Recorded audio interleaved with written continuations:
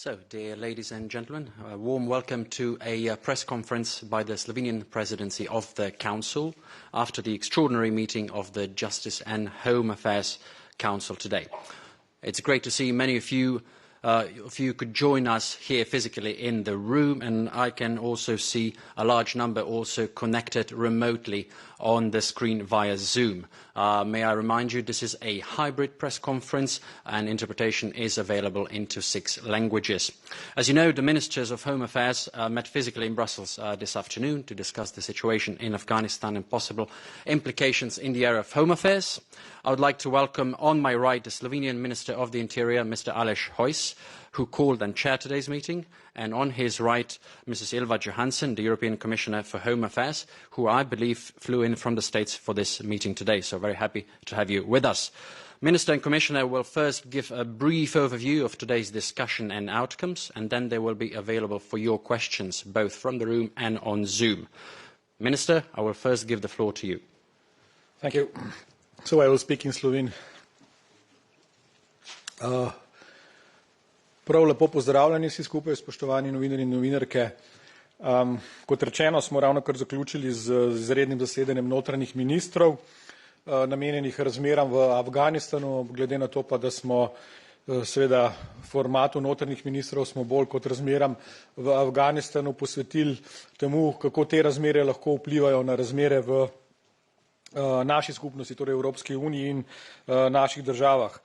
Moram seveda povedati, da je bilo iskanje skupnega stališča, ki je na koncu tega zasedanja rezultiralo v skupni izjavi, kar precej težko delo, zato naj na začetku uvodoma rečem, da se zahvaljujem vsem državam članicam, ki so iskale kompromis pri tej izjavi, ravno tako komisiji, ki je pripomogla k temu, da smo srečanje zaključili z skupno izjavo.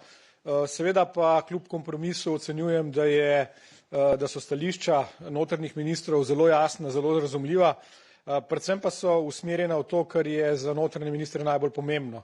Torej, notranji ministri smo odgovorni za to, da v Evropski uniji zagotavljamo varnost našim državljanom, da zagotavljamo ustrezno zaščito naših zunanjih meja in pa seveda, da zagotavljamo to, kar se mnogi bojijo ali pa mnogi bojimo, da kljub krizi v Afganistanu, ki je v preteklosti bil potencialno žarišče teroristov ali pa skrivanja teroristov, eksodus ljudi iz Afganistana ne rezultira v ponovne teroristične napade kjerkoli na evropskih tleh. Najprej naj povem seveda, da smo se v tej naši skupni izjavi vsi zavezali k temu, da prioritetno nadaljujemo z evakuacijo oziroma reševanjem vseh tistih, ki so te evakuacije potrebni. Seveda gre pretežno za sodelavce zavezništva, za sodelavce tistih, ki so sodelovali z inštitucijami Evropske skupnosti, kot seveda tudi njihovih najbližjih članov, torej najožjih družin. Ob tem pa seveda ne smemo pozabiti tudi na pomoč vsem tistim ranljivim skupinam. Tukaj so posebej bile izpostavljene ženske, otroci, starejši, ki jim je pač potrebno, vkolikor so na poti iz Afganistana, pomagati. Predvsem pa in veliko bolj ali pa večji poudarek pa je potrebno dati temu, kar smo se tudi v skupni izjavi zavezali, da okrepimo to pomoč neposredno v Afganistanu oziroma, če ne gre v Afganistanu, pa v sosednjih državah. Posebej smo izpostavili visoko zavezanost k nadaljnji krepitvi ali pa k bolj intenzivnemu delu evropskih agencij, torej posebej Frontexa, Europola in pa EASA. Vse 3 agencije so tudi prikazale oziroma podale povzetek stanja njihovega dosedanjega dela in pa seveda ocenile to, kar lahko zagotavljajo tudi v prihodnosti. Ravno tako smo dobili zelo celovito prezentacijo predstavnika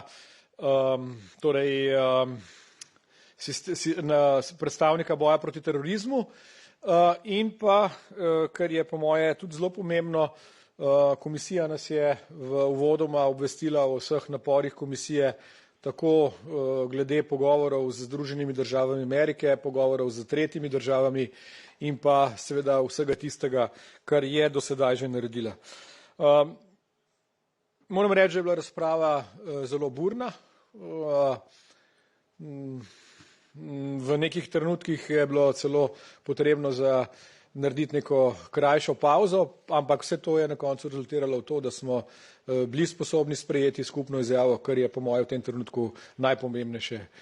Seveda pa ne smemo zaključiti zgolj z to izjavo. Ena od pomembnih sklepov v razpravi je bila tudi to, da moramo besede preleviti v dejanja in pričakujem, da bomo vse tisto, kar smo se danes dogovorili ali pa dogovarjali, v naslednjih tednih pa mesecih tudi konkretizirali. Thank you very much, Minister, for this very insightful and comprehensive overview of the outcomes and discussions indeed. Mrs. Johansson, Commissioner, the floor is yours. Thank you very much, and let me first say congratulations, Alice. I think this is a very, very good result. And it also shows that member states can agree, also on migration issues. We have shown that also earlier during the Portuguese presidency, and I think now also under your leadership we managed to find a joint statement, and I think that's a strength from this Council and from member states. I arrived this morning directly from the US, where I have been meeting with several stakeholders in the UN, for example, with the Secretary General Antonio Guterres, and also with Under General Secretary Vladimir Voronkov, responsible for the counter-terrorism. And I think that what we see now in Afghanistan, of course, nobody can make a forecast what's going to happen, because things change almost on a hour to hour, or at least day by day. But it's important to see what we can do now to avoid the humanitarian crisis. This is the best way to avoid a migration crisis, is to avoid a humanitarian crisis. And that's why we need to support Afghans in Afghanistan. The UN remains on the ground. They have people there, we can help them and support them. People that have been internally displaced have already started to move back to their homes. UN Women, which I also met with, for example, are also supporting safe houses for women. There are a lot of things that we also can support in Afghanistan, and we should do that. And that's also part of the statement, and of course to support also neighbouring countries. We have so far not seen any big movements of Afghans out of Afghanistan to the neighbouring countries. But of course that could change, but so far there's been very little movements. But we need to prepare for different scenarios. We also need to give protection to those in immediate need of international protection. Many member states have already, together with evacuation of their own citizens, and those have been working for the EU and member states, have also evacuated female prosecutors, women's rights activists, fundamental rights activists, journalists, authors, others that are under immediate threat in Afghanistan. But we need to continue that, and the way to do it is through resettlement. So let me put it like this. We need to prevent people from going on smuggling routes towards the European Union by working with people in Afghanistan, in the neighbouring country, but also be clear that we need to prevent people from going on that route. It's mainly men who go on the irregular routes with smugglers to Europe, 90%. That's our experience. Instead, we need to give protection to the most vulnerable ones, women and girls, and other activists, for example, as I just mentioned. I will convene a high-level resettlement forum already next month to continue this discussion with member states, but also in a global context together with other countries that are also ready to step up on resettlement. Of course, the solution for people in Afghanistan is not resettlement, but there are individuals that need to have the help to get to safety in the European Union and in other countries, and this is important. Just a few words also on security. One of the most important aspects is to avoid that Afghanistan turns into a safe haven for terrorist groups. We know the strong relation or the close relation between Al-Qaeda and the Taliban. And we have seen the recent attack from the Daesh branch in Afghanistan. So, of course, this is a huge threat.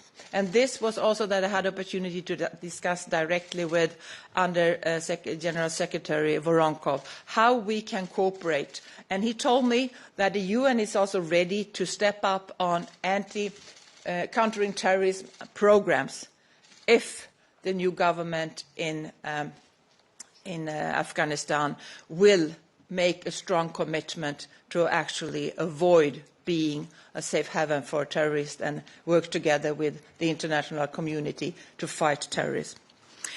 I also had the opportunity to meet with the Secretary of Homeland Security, Alejandro Mayorkas.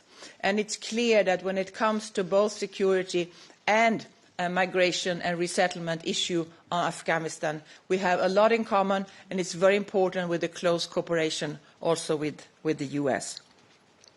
In the meeting today, many ministers also recalled the importance of taking further steps in adoption of the new pact on migration and asylum. That we are much better prepared than we were in 2015. We are acting much earlier. We should not wait until we have people standing at our external borders. But it's also important that we have our legislation in place. And that's why we need to progress. And many ministers mentioned, as also been mentioned by the presidency, the Eurodac regulation, and I will also add the screening proposal, because this is very important also for security reasons. Thank you.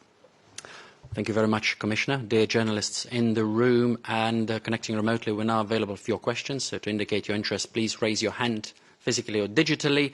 Let me also just forewarn you that we are slightly pressed for time. We will make every effort to take as many questions as we can, but we may not take all of them. I will give first the floor to Yanis.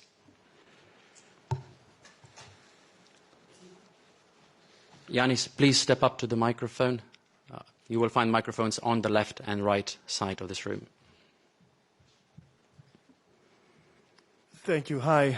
Yannis Paleologos from Kathimerini, Greece. Question for the Commissioner. Commissioner, is there any truth to reports we've seen recently that the Commission denied the request by the Greek Coast Guard for funding for operations in the Eastern Aegean? And I ask that because there might be a new wave of refugees coming from Afghanistan, and this could be a pressing issue in the near future.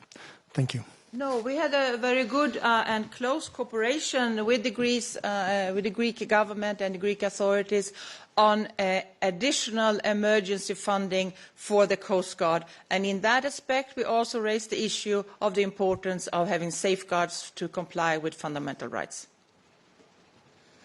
Gentleman here on the right.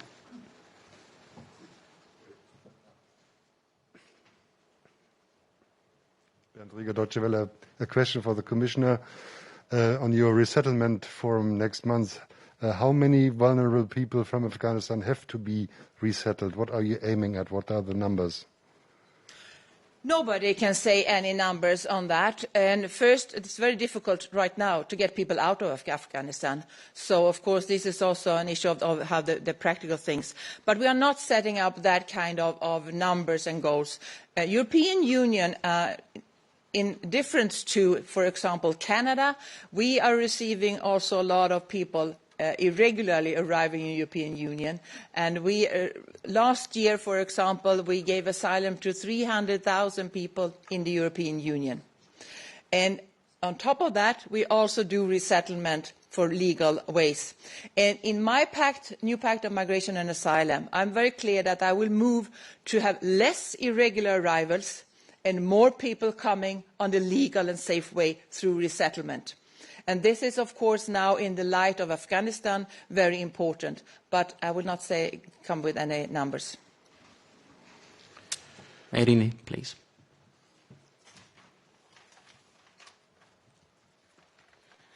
Hello, Irene Zarkadoula with Greek Public TV and Athens News Agency. In the statement, you say that the Council will respond to attempts to instrumentalize illegal migration for political purposes and other hybrid threats, including by developing new tools. What do you mean by saying new tools? What kind of tools? Thank you. Ja, ta del izjave je bil posebej dodan ali pa smo kar precej časa o njem razpravljali, posebej na zahtevo Baltov, Poljakov in vseh ostalih, ki se trenutno soočajo z hibridnimi, če rečem temu tako, ali pa z izkoriščanjem migracij v politične namene. To, kar izvaja Belorusija, je seveda, če rečemo bolj po domače, hibridni napad. Katera orodja bomo uporabili, pa seveda v tem trenutku jasno, da je v prvi vrsti potrebno zavarovati zunanje meje. Torej, tako kot to že počnejo Balti, torej nažalost tudi sam v tem trenutku ne vidim drugačnih orodij kot to, da se v čim večji meri zaščiti ta zunanja meja. Ta meja se pač ščiti bodisi z človeškimi viri, torej z ustrezno napotitvijo Frontexa, njihovih lastnih varnostnih sil, glede na dolžino meje, tako kot recimo v Sloveniji, ki ima kar 600 km meje, šengenske meje, pa seveda jasno, da je potrebno to mejo tudi fizično zapreti. In v tem trenutku velika večina ali pa precej velika večina držav pomaga tem državam tudi z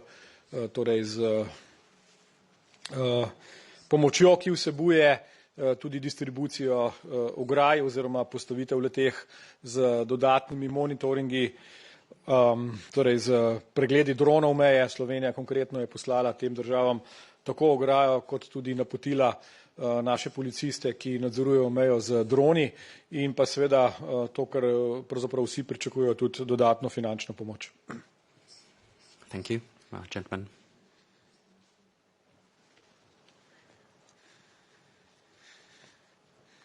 Hi, David Boati, SVT, to the Commissioner. There is in the statement saying that you would like to work with neighboring countries and prevent Afghanistan to become a safe haven for terrorism, etc. Is there a common idea on how to cooperate with the new government in Afghanistan, like to recognize the Taliban regime? Is that something that EU is thinking of doing? No. Well, first, we don't have a new government in Afghanistan. And the Taliban, they are saying things that they will comply with fundamental rights and give the access for girls to go to school and women to go to work and things like that, and that they will prevent the terrorists. But we have to judge them out of what they do. And we know also what the Taliban are capable of. We saw that in the past. They are capable of terrible violence and terrible refusal of the rights of women and girls, for example. So we have to assess the new government before there can be any talks about any recognition of that government. Thank you, Commissioner. We'll now take a few questions from the virtual room. So I'll first give the floor to Mark Peppercorn from Volkskrant.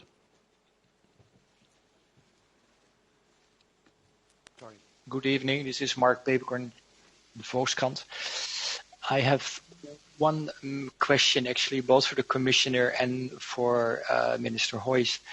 I wonder, how can the EU actually guarantee the right for Afghan people to ask asylum here in Europe if the borders are actually closed and the political message of today is don't come here, stay in the region? Thanks. Torej, meje niso zaprte. V Evropo je možno priti po legalnih poteh. Nihče ni odrekel procedure zaprositve za azil nikomur, torej to v tej naši izjavi ni.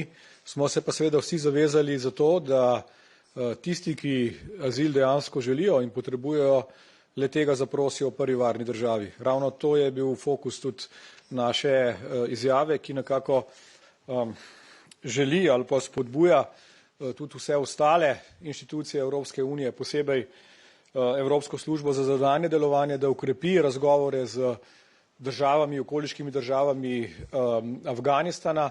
Nenazadnje je moč zagotoviti ustrezne azilne postopke tudi v teh državah in pravzaprav ni nobene potrebe, da se v tem trenutku ukvarjamo s tem, kako bi množica Afganistancev prišla na zunanje evropske meje, ko pa vendarle imamo na tej poti kar nekaj možnosti varnih držav.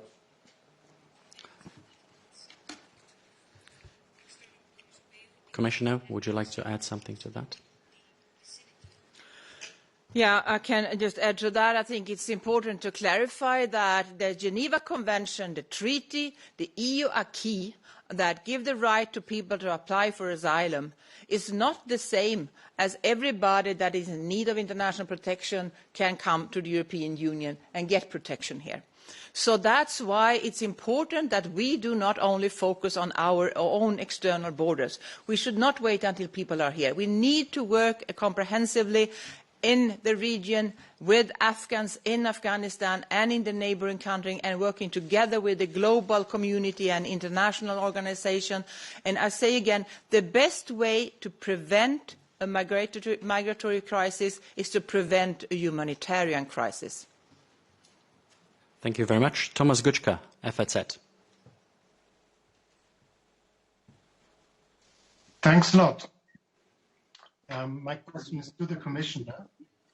The statement says the Commission should prepare an action plan on Afghanistan and to make it more operational. Specifically, the German Minister Seehofer has said before the meeting, has called upon the Commission to prepare an action plan that gives additional help to those countries that are willing to accommodate and take care of Afghan refugees. So my question is, do you see any way that what we have with Turkey, the agreement with Turkey, could serve as a role model for agreements with, for instance, Pakistan, Iran, and other countries in the region? No, I see that we need to support countries, neighbouring countries and countries in the region, but that has to be tailor-made from the needs that we can see there. And right now, we do not see a huge increase of Afghans in the neighbouring countries. And I think the first thing is to try to do everything we can to avoid a humanitarian crisis in Afghanistan, to avoid a situation where women's rights and human rights are very much violated in Afghanistan. This is the priority one. Then, of course, we need to prepare if there will be more Afghans leaving Afghanistan to the neighbouring countries, and then together with the neighbouring countries see what kind of support is most relevant here to give people in need. And that could be both direct support to Afghans. That could also be some part of resettlement for vulnerable group. But I don't think it's a good way to copy-paste the Turkey EU statement. Thank you very much. And we have Markus Becker from The Spiegel. Yes, thank you. My question is quite similar to the Commissioner and maybe to the Minister as well. To make the new plans work, obviously it would be necessary for the countries in the region to be prepared to take in potentially large numbers of refugees. What makes you think that those countries are prepared for that? Thank you. Let me put it like this. I think that we should recognize that we are not only the EU that need to work here. We need to work also with we need to have a global response here, and we need to work very closely also with international organizations, and not at least with the UN to do this. And that's what the kind of discussions I had yesterday in New York with the UN representations. And what they stressed, for example, is to avoid humanitarian crisis. For example, now we are supporting with humanitarian aid. The EU has said that we will quadruple our humanitarian aid to Afghanistan, where people are having their food packages. But they need also seed. They need also help to have a normal life and also the local economy. When I spoke to UNHCR Filippo Grandi this morning, he told me that of these internally displaced people, now many of them are starting to move back to their home country, to hometowns. This could also be a way of supporting people. So I think that it's important that we are not. We need to work together in the EU with all member states. That's why it's so good we had this declaration agreed. But we also need to work globally and with international partners, and not at least with the UN that is on the ground. Minister, I don't think that I have to add something. Thank you. It's everything. Maria. And I would like to ask if we still have any interest for the questions inside the room. Hello, it's Maria Psara with Female Data on Greece. A question on the talks with Taliban, because till now we knew that the EU was speaking with Taliban for practical matters, to be able to evacuate people, etc. Do the talks continue? In which context? And if these talks could be or are already political, which are the preconditions for the EU to recognize Taliban government? Thank you. The EU is quite far from recognizing the Taliban regime. First, we have not seen a government yet. And second, we have clear conditions for that to be able, first, if we are going to be able to continue with the development aid. This is the first one. And another question is whether we will actually recognize a new government. I think that we are quite far from that, and we have not seen any answers to the important conditions that need to be fulfilled. Gentleman here. It's Tomasz Bielecki of Deutsche Welle and Gazeta Wyborcza. I have a question both to Commissioner and Minister. I'd like to come back to the issue of the tools addressing the instrumentalization of illegal migration. Have you discussed the possible new sanctions on Belarus in this context, which was, I think, in recent days requested both by Lithuania and Poland? And the second question, have you discussed today also the situation on Polish-Belarusian border with more and more reports on pushbacks by Polish side to the Belarus, and with also the ongoing controversy about people stranded between Belarusian and Polish border guards at the border? What would be your comment on this situation? Thank you. Ja. Najprej ne rečem seveda, da je potrebno se zahvaliti državam članicam, ker so tudi danes na današnjem zasedanju upoštevale našo željo, torej željo predsedujočega, da se pogovarjamo zgolj o agendi, torej o tistem, kar je na dnevnem redu. Tako kot smo pred slabim mesecem, če se spomnite, govorili o Belorusiji oziroma o Litvi, Latviji, Poljski in nekako odbili željo nekaterih, da se pogovarjamo tudi o Afganistanu, smo danes naredili podobno. Torej danes smo se želeli pogovarjati predvsem o Afganistanu, to smo tudi naredili. Moram reči, da ni bilo nekega velikega pritiska v smeri, o kateri sprašujete. Vsekakor pa bo torej Belorusija in pa ta vzhodna meja, evropska meja, zelo hitro na tapeti, vkolikor se bodo, govorim na tapeti oziroma na dnevnem redu sveta ali pa mehanizmov, ki jih omogoča Evropska unija, vkolikor se bodo te napadi, o katerih govorite, stopnjevali. Jaz mislim, da ima Evropa še kar nekaj, tako komisija kot seveda Evropska služba za zunanje delovanje, še kar nekaj možnosti pritiska na Belorusijo.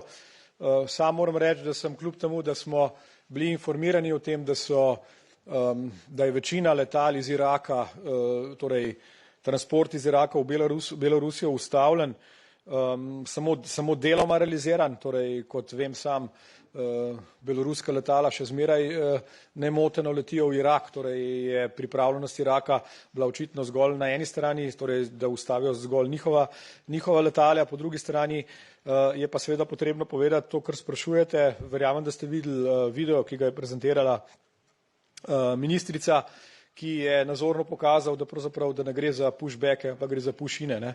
Torej tam je stala beloruska policija, ki je naravnost porivala torej ranljive skupine, ženske, otroke, naj prestopijo mejo z Latvijo in Litvo in seveda moram reči, da nikakor ne morem sprejeti ali pa se mi zdi v tem trenutku nepotrebno, da se toliko fokusiramo v to, kar nekateri imenujete pushbacke, nekateri pa to imenujemo zgolj ustrezno varovanje državnih meja.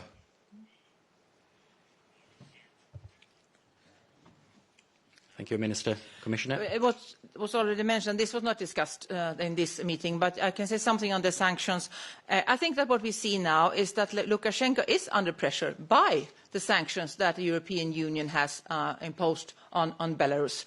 And I think that makes him more desperate. And the way he's also instrumentalizing migrants is also a way for him to get the money from the migrants. And an income.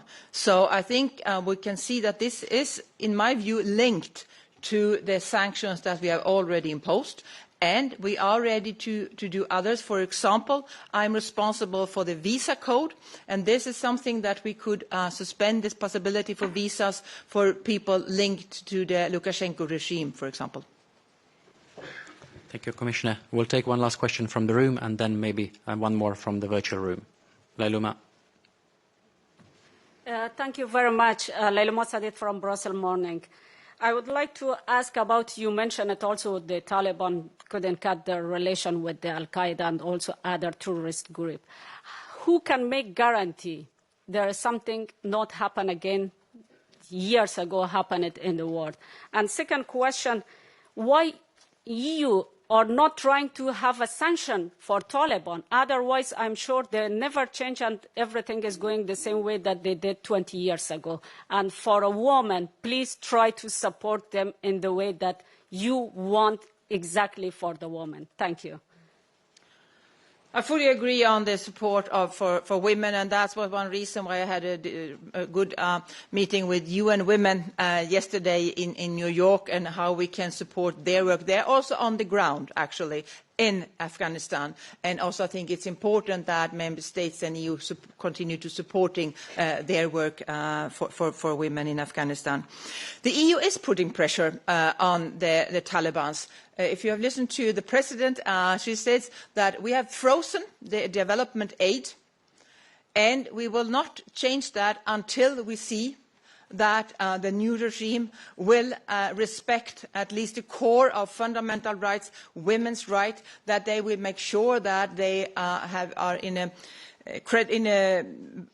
way that they really can say that they will not be a safe haven for terrorists, that they will work together with the international community to counter terrorism, for example, that they will be able to continue with international aid. So these are the conditions that we have put in place to be able to unfreeze the development aid. So that is like a sanction, if you say will. Minister, anything you would like to add? No. Gabriela Baczynska from Reuters, from the virtual room.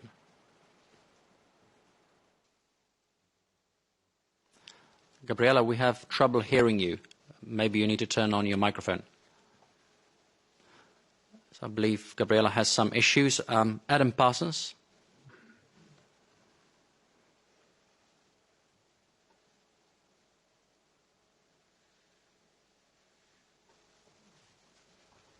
Hello there. Thanks very much for taking my question. It was one on a similar thing to the one that you were just talking about, Commissioner Johansson, which is that you've talked, as I understand it, about saying that we haven't seen vast numbers of people trying to leave Afghanistan, whereas lots of people will have seen television images of people literally giving their lives trying to get out of the country. So I don't see how we can just square those two comments. And the other one is about saying trying to avoid a humanitarian crisis being the best way to avoid a migration crisis.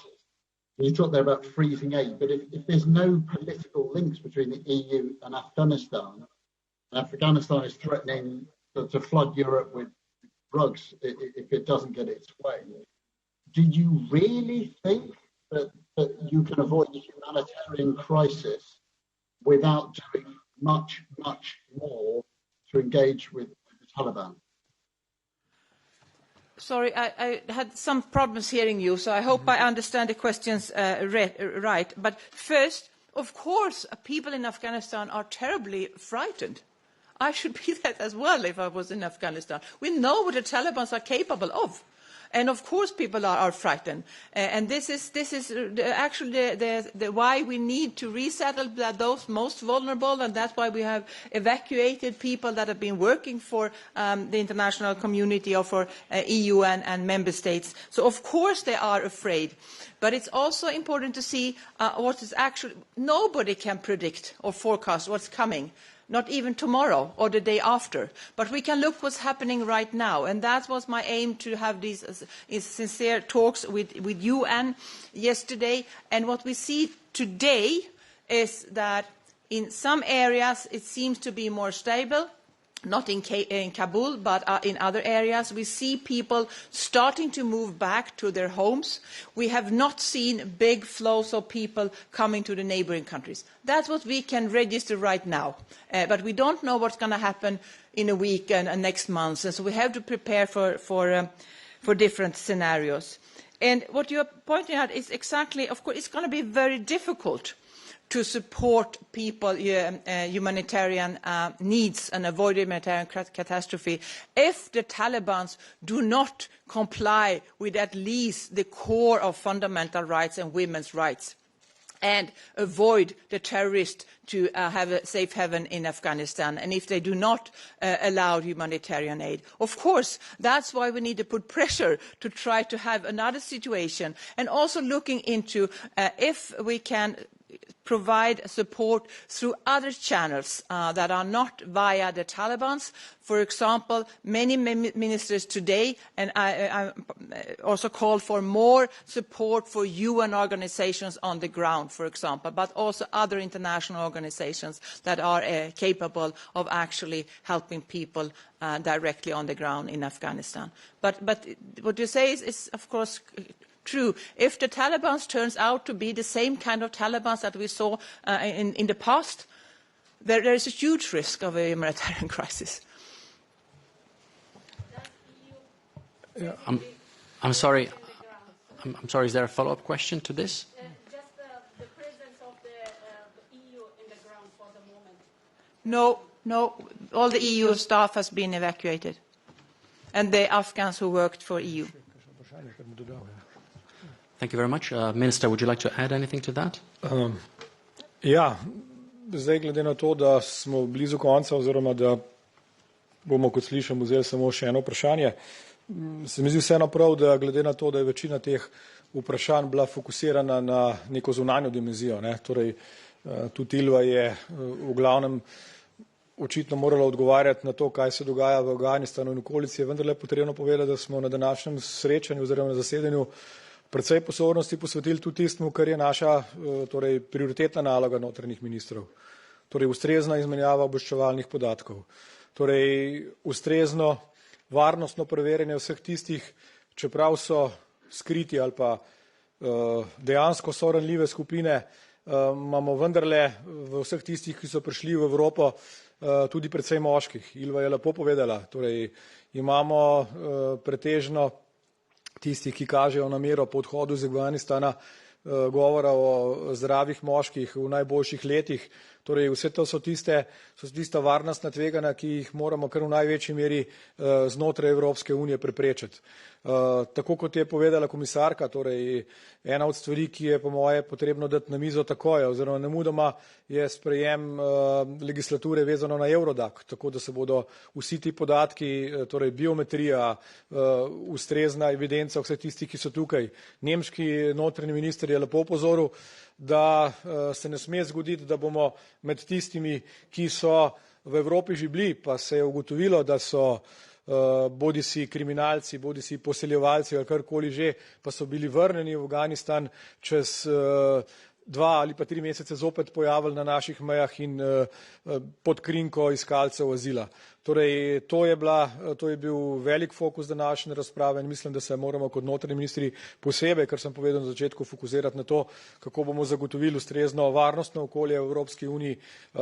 Evropska komisija za svojo službo za zunanje delovanje pa v tem trenutku seveda nosi glavno breme za to, da ustrezno dogovori razmerja v državah, ki so v neposredni bližini ali pa so sosedje Afganistana. Thank you. As Minister said, we have time for one last question. I will try to see if Gabriela has sorted out the microphone. Gabriela Reuters, the floor for last question is yours.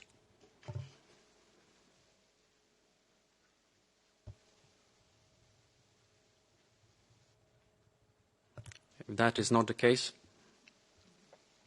Mindaugas Laugalis. Yes. Hello. Thank you for the floor. I would like to ask, it's the second Interior Ministers meeting where Lithuania is talking about the necessity to create new rules on how should the outside EU border look like. Are there any new developments on financing the construction of the border, which is Lithuanian and I think the Polish and Latvian case? Thank you. Well, no, please. yeah, well, I think it's important to say that we have a proposal on the table with a very strong focus on protecting our external borders and to reaching out to third countries with the external part of migration. And this is the new pact on migration and asylum. And of course it's possible also while negotiating this to come up with amendments, but we have proposals on the table that are actually addressing this. And if somebody would like to have additional things, it's possible also to raise that in the negotiations, of course, with amendments to the proposal. When it comes to the financing of the situation in Lithuania, the Commission, I think, have been quite quick in the financial response, taking into account that we didn't have the proper decisions for the new MFF when this started to happen. We have already decided almost 40 million euros in immediate response to Lithuania. We are in discussions also close with my services on additional financing of the borders. Ja, tako kot je povedala komisarka, torej pomoč, ki jo je odobrila komisija, je šla kar v nekaj milijonov evrov. Sam pa lahko dodam zgolj to, da smo kot Slovenija donirali, torej podarili 10 kilometrov ograje in ko sem preračunaval, koliko ograj bi bilo, če bi v vsake 2 milijona prebivalcev Evrope podarili to količino Baltom oziroma Poljakom, bi pravzaprav ta meja že pokrita. Torej moram reči, da smo svojo donacijo 10 kilometrov na 2 milijona naredili kar velik napredek.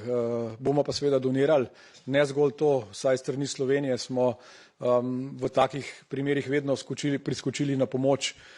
Ne nazadnje bi rad izpostavil, da smo v tistih najhujših letih, ko smo se osamosvajali, torej leta 90 in 91, sprejeli v 2-milijonsko državo 300 tisoč beguncev. Te begunci so bili pretežno iz Bosne, deloma Hrvaške in Srbije. Po pravici povedano pa je seveda 90% teh beguncev, ki smo jih takrat gostili, bilo žensk, otrok in ranljivih skupin. Ne moških, tako kot se dogaja zdaj, torej ne tistih, ki bi pač morali pomagati ženam, otrokom, staršem na terenu, ne pa nekje izven svoje države. Perhaps not to leave one last question unanswered, as there's only one hand raised digitally or virtually. If Minister and Commissioner have time for one last, Danielle Weber, then we close the meeting. Thank you very much indeed for giving me the floor. It's to the Commissioner. You said that you won't give any figures on resettlement. Other non-EU countries already did so. So my question is, are you planning on getting concrete commitments from member states during the planned summit you mentioned? And where today any other ministers than the one from Luxembourg asking for concrete commitments on resettlement? Thank you very much. I'll start with the last one. Yeah, there were several ministers who asked for stepping up on resettlement. And I guess that will be the case, that member states will step up on resettlement. We are now into an exercise where member states pledge for the resettlement. Of course, that's globally, and they can also choose from which regions they would like to do the resettlement. And I guess that we will see an increased number that will be resettled from Afghanistan. So this is an exercise that is right now ongoing, and this is one of the things that will be discussed in the resettlement forum as well. Thank you. Would you announce the time of that forum or not? Not yet. I said, I already announced, there will be a high-level resettlement forum in next month. I said that in the beginning. Okay. Thank you. Thank you very much to everybody in the room and everybody connected virtually, and especially to Minister Hoys and Commissioner Johansson for their indeed exhaustive replies. We've exceeded our time limit, but we've made every effort to answer every question that you've had. The topic is, of course, very important, and you can also follow the discussions that will be taking this place in Slovenia at the informal defence ministerial and the Gymnich. Of course, they will be streamed live, and you can also still register for Zoom. That is for the defence and the external dimension of the topic. Thank you very much, and have a nice evening.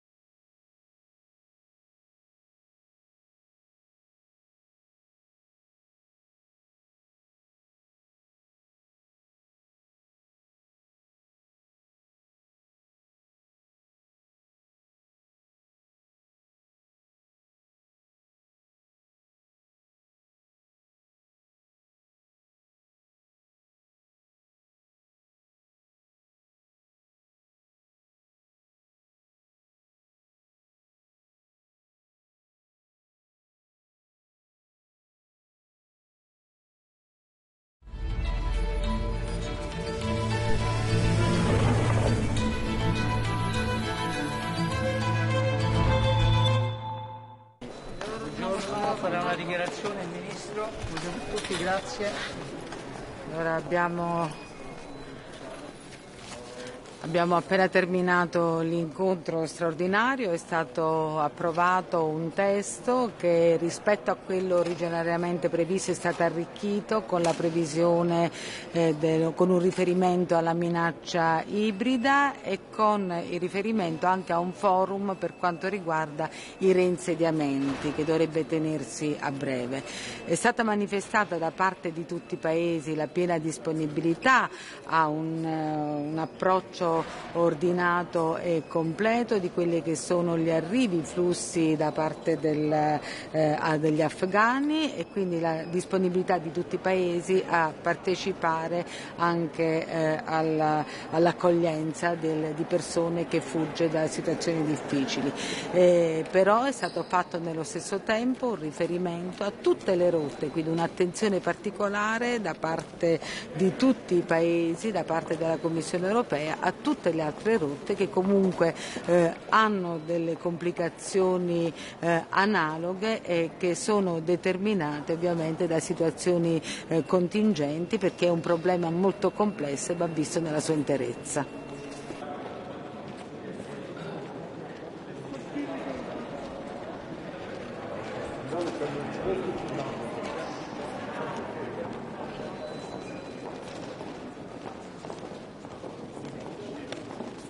Schönen guten Abend, meine Damen und Herren. Der Bundesinnenminister steht für Ihre Fragen zur Verfügung. Wer beginnt? Wie konnten Sie denn Herrn Afghanistan überzeugen? Ach, es war insgesamt eine sehr gute Innenministerkonferenz mit sehr starker Präsenz der Minister selbst und mit dem absoluten Willen, dass man schnell handelt und sich vor allem einig ist. Und dieses Bestreben, geschlossen jetzt als Europäische Union aufzutreten, hat alle überzeugt.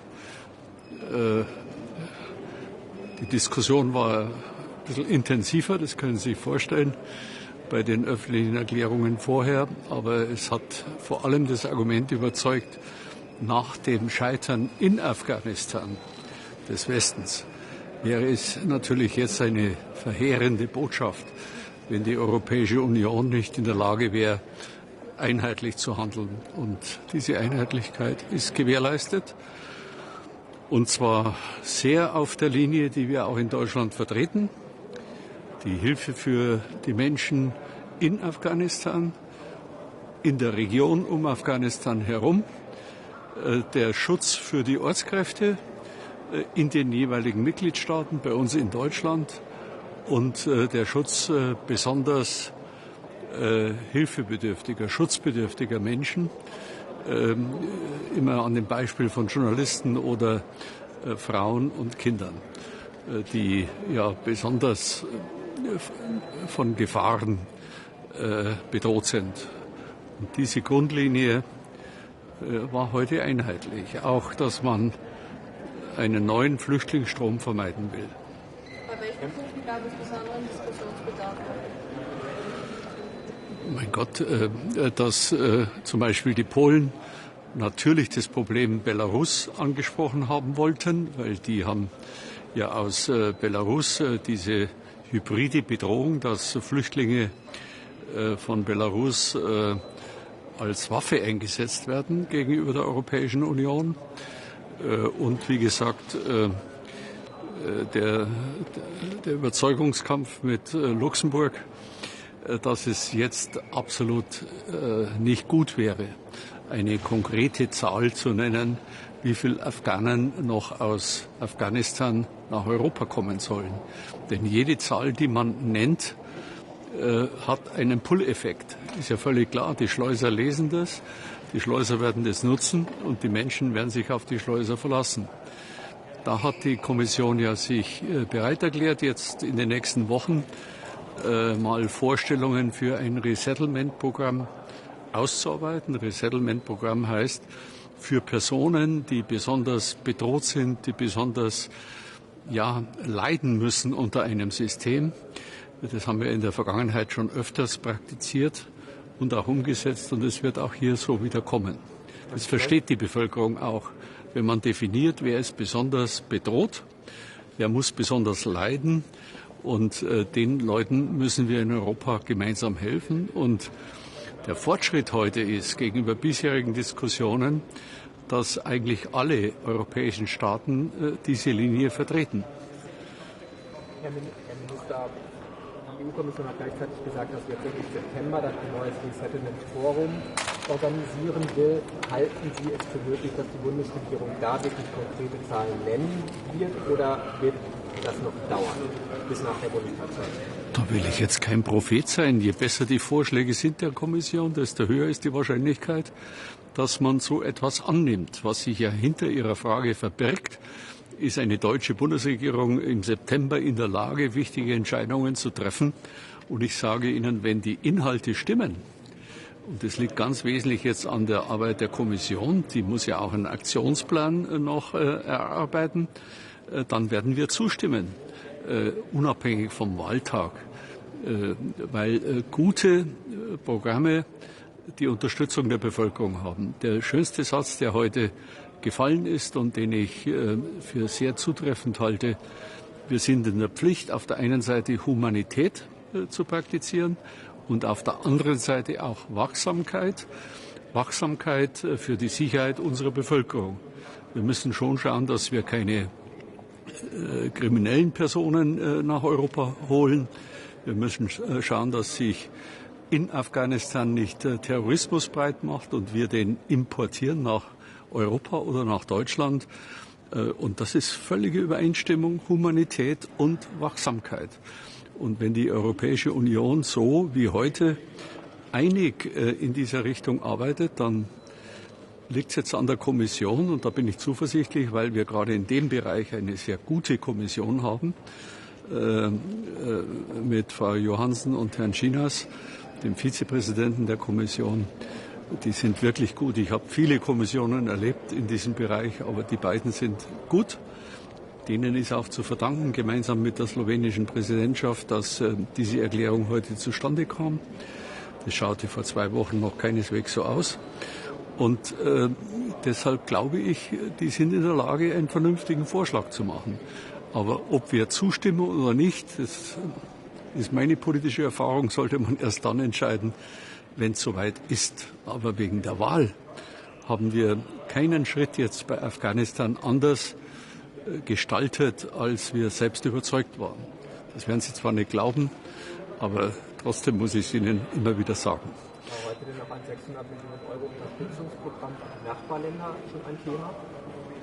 Nein, das hat die Kommission berichtet und das halten wir alle für gut. Ob das ausreicht und wie sich das dann weiterentwickelt, vor allem hängt es ja auch davon ab, wie die UN sich engagieren, wie die Nachbarländer selber dazu denken, ob das für sie ausreichend ist. Aber ich halte es mal für einen sehr vernünftigen Ansatz, dass die Europäische Union eine globale Verantwortung wahrnimmt und sagt, das ist unser Thema, die Migrationsfrage. Das sah ja noch vor einigen Monaten etwas anders aus. Insofern ist es ein schöner Fortschritt. Halten Sie es für möglich, dass die Überlegung der Kommission in einem Resettlement-Programm nur für Afghanen münden? Ja, wir haben eine meiner ersten Amtshandlungen vor 3,5 Jahren war die Unterschrift unter ein Resettlement-Programm, das vor allem Nordafrika beinhaltet hat, übrigens zum Verdruss meiner eigenen Partei, weil die sich nicht vorstellen konnten, dass der Horst Seehofer sowas unterschreibt. Aber ich habe immer vertreten, die Balance zwischen Humanität und Ordnung ist die Grundlage jeder Migrationspolitik und auch die Grundlage dafür, dass die Bevölkerung einen solchen Weg akzeptiert. Und die brauchen wir, die Bevölkerung, mit ihrer Akzeptanz für so einen Weg. Das ist übrigens auch der große Vorteil dieser Erklärung, die heute verabschiedet wurde, weil sie ausbalanciert ist. Und das findet ja in der Politik nicht so häufig statt. Und balancieren Sie mal etwas aus, dass 27 Mitgliedsländer zustimmen können. War schon gut heute. Eine der besseren Innenministerkonferenzen, die ich mitmachen durfte. Sie lächeln so. Sie teilen offensichtlich meine Meinung nicht. Wie geht es mit dem Migrationspakt weiter? Was ist Ihre Prognose? Sie möchten kein Prophet sein, aber wann können wir Hier mit ein bisschen mehr Einigkeit unter den Mitgliedstaaten? Mit der gemeinsamen Asylpolitik, ja.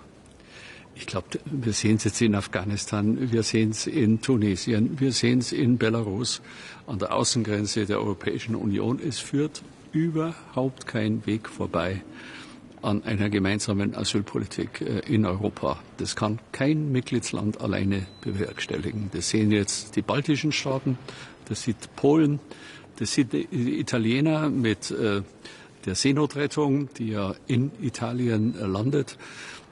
Ich glaube, das Bewusstsein wächst jetzt von Woche zu Woche, dass man gut beraten ist, eine gemeinsame Asylpolitik in Europa zu verabschieden. Und ich glaube, dass in diesem und im nächsten Jahr dieses zustande kommt. Also aus Ihrer Sicht führen die Entwicklungen in Afghanistan dazu, dass man... gibt Rückenwind für eine gemeinsame Asylpolitik, weil auch der Letzte oder die Letzte jetzt begreift, dass es keinen anderen Weg geht. Weil wir müssen uns jetzt halt bei fehlender gemeinsamer Asylpolitik zusammensetzen und für ein Land eine Lösung finden. Aber wir brauchen ja Lösungen gegenüber dem ganzen globalen Problem. Und das wird mit der Klimakrise, mit den Krisen, die wir in Afrika haben, in Asien haben, noch massiv verstärken. Sie sagen, der Letzte oder die Letzte da auch das jetzt versteht, beziehen sich da auch auf Österreich? Also gerade Österreich und die Slowenen haben ja mit ihrer sehr harten Haltung auch diese Gegenhaltung von den Asselborn heute provoziert. Glauben Sie, dass es dort in der Richtung auch etwas Bewegung gab? Ja, wie immer. Wenn man sich persönlich gegenüber sitzt, laufen manche Diskussionen anders, als wenn man sich über Interviews austauscht. Und deshalb bin ich in dem Punkt auch sehr zuversichtlich. Wir neigen ja immer dazu, über Interviews unsere Meinungen anderen mitzuteilen. Aber im Regelfall kommt man über diesen Weg nicht weiter. Man kommt nur mit dem Dialog weiter, wenn man für die Menschen was erreichen will. Das sieht man ja jetzt auch in Afghanistan. Ich kenne keinen Politiker, der sagt, wir dürfen jetzt mit den Taliban nicht über die menschlichen Probleme reden. Und das ist gut so. Denn immer gleich Sanktionen und Vertragsstrafen und Gerichtsprozesse verändern für die betroffenen Menschen gar nichts zum Positiven. Darum begrüße ich sehr, dass der Dialog wieder ein Stück in den Vordergrund tritt in der Politik. Meine Damen und Herren, ich danke für Ihr Interesse. Ich danke euch auch. Ihr habt eigentlich ein schönes Leben in Brüssel, oder? Wollen Sie noch mal als Innenminister nach Brüssel kommen oder war es wahrscheinlich das? Nein, ja, die nächste findet in Slowenien statt. Aber man soll nie etwas ausschließen, solange man nicht ausgeschieden ist. Ja. Dafür habe ich zu viel erlebt. Alles Gute. Ihnen auch. Tschüss. Dobre, pán minister, náročné rokovania dnes, náročná téma, tak skúsme v krátkosti zhrnúť, k akým záverom ste dnes s vašimi kolegami z ostatných krajín dospeli. Áno, bolo to veľmi náročné rokovanie, mimoriadna rada k téme Afganistan. Všetci veľmi dobre vieme, že tá situácia naozaj je tam veľmi náročná. Slovensko participovalo na evakuácii tak ako mnohé rôzne krajiny. My sme boli úspešní, mnohí nie.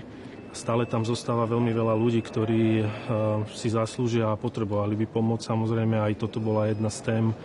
A zhodli sme sa na tom, že by sme mali postupovať spoločne aj v rámci týchto evakuácií. Cieľom a výsledkom bolo aj spoločné vyhlásenie ministrov vnútra k tejto téme a v tom spoločnom postupe aj do budúcna. A samozrejme, zhodli sme sa na tom, že je potrebné sa hlavne zamerať na to, aby sme pomáhali Afganistanu a ľuďom, ktorí tu potrebujú pomoc v Afganistane priamo tam, respektíve v okolitých krajinách, kde pravdepodobne ten nápor utečencov z Afganistanu bude najväčší. Stále sme v pozícii Slovenská republika, že odmietame nejaké povinné kvóty a relokácie. A samozrejme sme za to, aby sme boli solidárni a tú solidaritu práve prejavujeme v tom, že jednoducho musíme riešiť tú situáciu tam a budeme participovať na tom, aby sme riešili situáciu tam, kde vzniká. To znamená, že zameriavať sa naozaj na Afganistan, respektíve tie okolité krajiny.